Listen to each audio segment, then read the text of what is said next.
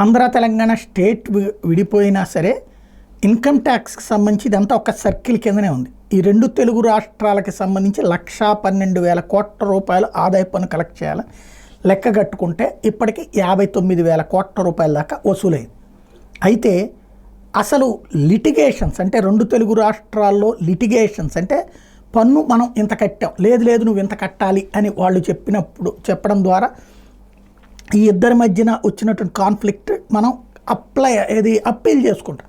ఇలా అప్పీళ్ల రూపంలో ఆగిపోయినటువంటి సొమ్ములు టోటల్గా 2 లక్షల కోట్లట. అంటే అసలు ఒక ఏడాదికి సంపాదించాలనుకున్నదేమో 1,21,000 కోట్లు, వచ్చిందేమో 59,000 కోట్లు. కానీ ఇది ఇందులో చూస్తే పన్ను వసూళ్లలో 2023-24తో పోలిస్తే తెలంగాణలో 15% వృద్ధి ఉంది.